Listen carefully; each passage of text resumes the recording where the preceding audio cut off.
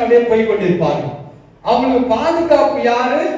தேவ தூதர்கள். நல்லா பாருங்க பிக்சர். ஆண்டவர் அவங்களுக்கு ஒரு தேவ தூதர் அனுப்புறார் கூட. அவங்க தூதர்கள் கொண்டு போய் உங்களுக்கு பாதுகாப்பா இருப்பாங்க, நீங்க கானானுக்குள்ள போயிடலாம். அதுக்கப்புறம் டேல ஒரு அக்னி ஸ்தம்பம், நைட்ல மேக ஸ்தம்பம், கர்த்தருடைய பிரசன்னம் போய்கொண்டே இருக்குது. அவ்வளவு பாதுகாப்பு இருந்தோம், வாக்குத்தத்தங்கள் இருந்தோம். ஆனா பிராமிஸ் பண்ண அந்த லேண்ட்ல 30 லட்சம் பேரு போகவே இல்லை. ஒரு சந்ததியா அதுல பிரவேசிக்கல.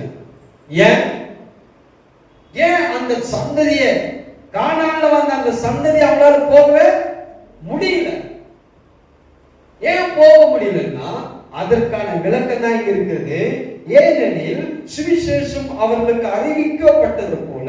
அப்படின்னா சுவிசேஷம் என்னன்னு சொன்னா, நீ அடிமையில் இருக்கிற, நீ பாவத்தில் இருக்கிற, நீ சாபத்தில் இருக்கிற, உன்னை விடுதலை ஆக்கி கொண்டு போய் பாலும் தேனும் நலமும் விசாலமான தேசத்துல கொண்டு போய் சேர்க்க நான் வந்தேன். விடுதலை ஆக்கப்பட்டாங்க. விடுதலை ஆக்கி அங்க போய் கொண்டு சேர்ப்பதற்காக தான் கர்த்தர் சுவிசேஷம் சொல்லப்பட்டது. ஆனா சுவிசேஷம் சொல்லப்பட்டோம், அவங்க அதற்கு போகல. ஏன் போகலன்னா அவர்கள் நமக்கு அறிவிக்கப்பட்டது போல விசுவாசம் இல்லாமல் கேட்டபடினால். கேட்டார்கள்,